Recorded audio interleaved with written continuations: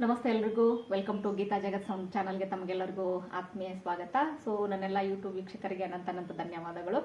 So ಇವತ್ತಿನ ಒಂದು ಶುಭೋದಯದ ನುಡಿಯೊಂದಿಗೆ ಮತ್ತೆ ನಿಮ್ಮನ್ನ ಭೇಟಿ ಆಗ್ತಾ ಇದ್ದೀನಿ. ಇವತ್ತಿನ ಒಂದು ಶುಭೋದಯದ ನುಡಿ, ನಮ್ಮ ಕೆಲಸ ಕಾರ್ಯಗಳನ್ನು ನಡೆಸಿಕೊಳ್ಳಲು, ನಮ್ಮ ಕಾರ್ಯಗಳನ್ನು ನಡೆಸುವ ಸಲುವಾಗಿ ಬೇರೆಯವರನ್ನ ಬಲಿಪಶು ಮಾಡದಿರಿ. ಹಾಗಾದ್ರೆ ಬೇರೆಯವರನ್ನ ಬಲಿಪಶು ಮಾಡೋದು ಅಂತಂದ್ರೇನು? ಹಾಗಾದ್ರೆ ಅವರನ್ನ ಅಲ್ಲಿ ಮಧ್ಯೆ ತಂದು ಕೂಡಿಸೋದು ಯಾವ್ದು ಕಾರಣಕ್ಕಾಗಿ? ನಮ್ಮ ಬೇಳೆಯನ್ನ ಬೇಯಿಸ್ಕೊಲಿಕ್ಕೆ, ನಮ್ಮ ಕೆಲಸವನ್ನ ಮಾಡ್ಕೊಲಿಕ್ಕೆ ಬೇರೆಯವರನ್ನ ಇಲ್ಲಿ ಹೊಣೆಗಾರರನ್ನಾಗಿ ಮಾಡುವುದು ಎಷ್ಟು ಸರಿ, ಎಷ್ಟು ತಪ್ಪು ಅಂತಕ್ಕಂಥ ಒಂದೆರಡು ವಿಷಯಗಳನ್ನ ನಿಮ್ಮ ಜೊತೆಗೆ ಶೇರ್ ಮಾಡ್ಕೊತಾ ಇದ್ದೇವೆ. ನೋಡ್ರಿ, ನಾವೆಲ್ಲರೂ ಏನ್ ಮಾಡ್ತಾ ಇದ್ದೇವೆ ಅಂತಂದ್ರೆ ಸಮಾಜದಲ್ಲಿ ಬದುಕ್ತಾ ಇದ್ದೀವಿ.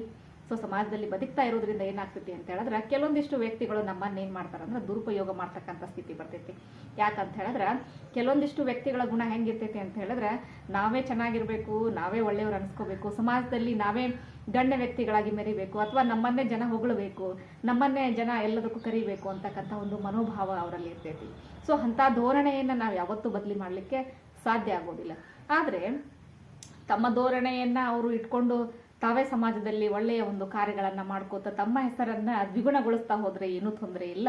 ಅದರ ಬದಲಾಗಿ ಏನ್ ಮಾಡ್ತಾರ, ಅವರು ಸಾಮಾನ್ಯ ಜನರನ್ನ ಇಲ್ಲಿ ಸಂಕಷ್ಟಕ್ಕೆ ಈಡು ಮಾಡ್ತಕ್ಕಂತಹ ಒಂದು ಮನೋಭಾವ ಇದ್ರೆ ಏನಾಗ್ತತಿ ಅಂತ ಹೇಳಿದ್ರೆ, ಸಾಮಾನ್ಯ ಜನರ ಪರಿಸ್ಥಿತಿ ಏನಾಗ್ತೈತಿ ಅಂತ ಹೇಳಿದ್ರೆ ಬಹಳ ಗಂಭೀರ ಆಗ್ತತಿ. ಯಾಕಂತ ಹೇಳಿದ್ರೆ ಒಂದು ಯಾವುದೋ ವಿಷಯದ ನಿಮಿತ್ತ ಅಲ್ಲಿ ಏನೋ ಗುಂಪು ಕೂಡ್ಕೊಂಡು ತಾವೇ ಸಂಘಟನೆಯಿಂದ ಏನೋ ಕೆಲಸ ಮಾಡಿರ್ತಾರ. ಸೊ ಅಂತ ಸಂದರ್ಭದಲ್ಲಿ ತಮ್ಮನ್ನ ತಾವು ಹೊಗಳಿಸ್ಕೊಳ್ಳಿಕ್ಕೆ, ತಮ್ಮ ಹೆಸರನ್ನ ಪಡೆದುಕೊಳ್ಳಿಕ್ಕೆ ಅದೇ ಒಂದು ಸಂಘದಲ್ಲಿ ಇದ್ದಿರ್ತಕ್ಕಂತಹ ವ್ಯಕ್ತಿಗಳನ್ನ ಅಲ್ಲಿ ಗುರಿ ಮಾಡಿದಾಗ ಏನಾಗ್ತೈತಿ ಅಂತ ಹೇಳಿದ್ರೆ, ಆ ವ್ಯಕ್ತಿಗಳಿಗೆ ಮನಸ್ಸಿಗೆ ಘಾತ ಆಗ್ತಕ್ಕಂಥದ್ದು, ನೋವು ಆಗ್ತಕ್ಕಂಥದ್ದು.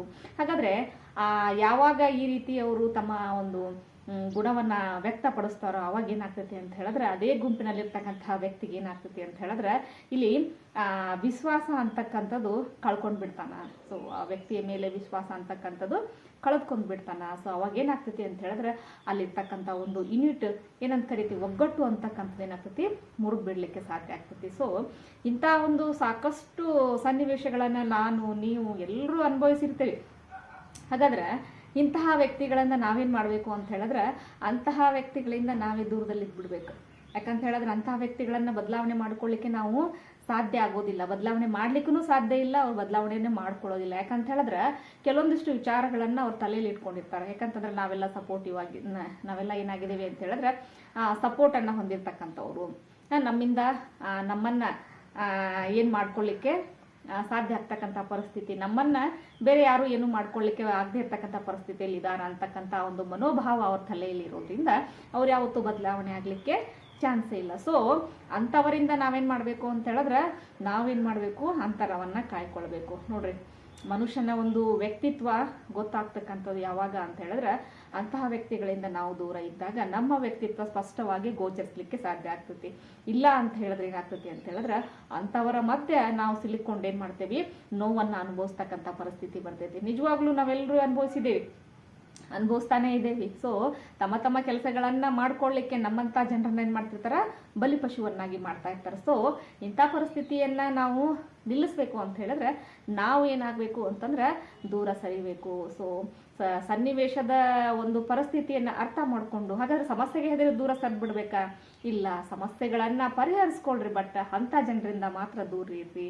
ಸೊ ಅಂತ ಜನರಿಂದ ದೂರ ಇದ್ದಾಗ ಏನಾಗ್ತೈತಿ, ನಮ್ಮ ವ್ಯಕ್ತಿತ್ವಗೂ ಸಹಿತ ಬೆಲೆ ಬರ್ತೈತಿ. ಸೊ ನಮ್ಮ ವ್ಯಕ್ತಿತ್ವದ ಸಹಿತ ಇಲ್ಲಿ ವಜನತ್ತಾಗಿರ್ತಕ್ಕಂಥದ್ದು. ಸೊ ಈ ವಿಚಾರವನ್ನ ನಾವೆಲ್ಲರೂ ತಿಳಿದುಕೊಂಡಾಗ ಏನಾಗ್ತೈತಿ, ನಮ್ಮ ಮನಸ್ಸಿಗೆ ನಾವು ನೋವು ಮಾಡ್ಕೊಳ್ಳೇ ಇರ್ತಕ್ಕಂಥ ಪರಿಸ್ಥಿತಿ ಬರ್ತೈತಿ. ಸೊ ಅಂತ ಜನಗಳು ಸಾಕಷ್ಟು ಏನ್ ಮಾಡ್ತಿರ್ತಾರ, ನೋವನ್ನ ಮಾಡ್ಲಿಕ್ಕೆ ರೆಡಿ ಇರ್ತಾರೆ. ಸೊ ಆ ನೋವನ್ನ ಪಡೆದುಕೊಳ್ಳಿಕ್ಕೆ ನಾವು ಯಾವತ್ತೂ ರೆಡಿ ಇರಬಾರ್ದು. ನಾವು ರೆಡಿ ಇರಬಾರ್ದು ಅಂತ ಹೇಳಿದ್ರೆ ಅಂತ ವ್ಯಕ್ತಿಗಳಿಂದ ನಾವು ದೂರವನ್ನ, ಅಂತರವನ್ನ ಕಾಯ್ಕೊಳ್ಬೇಕು.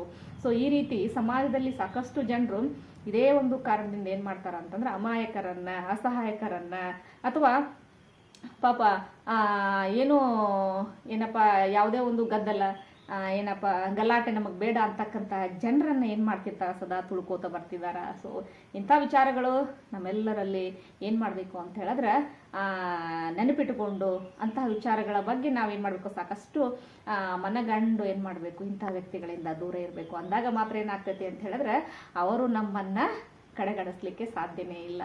ಅಂದ್ರೆ ನಮ್ಮನ್ನ ಪೇಚಿಗೆ ಈಡು ಮಾಡ್ಲಿಕ್ಕೆ ಸಾಧ್ಯನೇ ಇಲ್ಲ. ಆ ಒಂದು ಕಾರ್ಯಕ್ಕೂ ಸಹಿತ ನಾವೇನ್ ಮಾಡ್ಬೋದು, ಕೆಲಸಕ್ಕೂ ಸಹಿತ ಏನ್ ಮಾಡಬಾರ್ದು, ನಮ್ಮನ್ನ ನಾವು ಅವಕಾಶಕ್ಕಾಗಿ ಅವ್ರಿಗೆ ಕೊಡಲೇಬಾರ್ದು. ಸೊ ಅದಕ್ಕಾಗಿ ಪ್ರತಿಯೊಬ್ಬರು ಸಹಿತ ಏನು ಮಾಡ್ರಿ ಅಂತ ಹೇಳಿದ್ರೆ ಅಂತಹ ವ್ಯಕ್ತಿಗಳಿಂದ ನೀವೇ ಸಹಿತ ಅಂತರವನ್ನು ಕಾಪಾಡಿಕೊಂಡು ಅವರ ಒಂದು ಏನಪ್ಪ ಅಂತಂದ್ರೆ ಕೆಲಸಗಳಿಗೆ ನಾವು ಬಲಿಯಾಗೋದನ್ನು ನಾವೇನು ಮಾಡಬೇಕು, ನಾವೇ ತಪ್ಪಿಸ್ಕೊಳ್ಬೇಕು. ಅಂದಾಗ ಮಾತ್ರ ಏನಾಗ್ತೈತಿ, ನಮ್ಮ ವ್ಯಕ್ತಿತ್ವ ಸಮಾಜದಲ್ಲಿ ಎಂತಹದ್ದು ಅಂತಕ್ಕಂಥದ್ದು ಗೋಚರಿಸ್ತೈತಿ. ಸೊ ಅದಕ್ಕಾಗಿ ನೋಡ್ರಿ, ಸತ್ಯ ಅಂತಕ್ಕಂಥದ್ದು ಬಹಳ ಏನಾಗಿರ್ತೈತಿ, ಗಂಭೀರವಾಗಿರ್ತೈತಿ.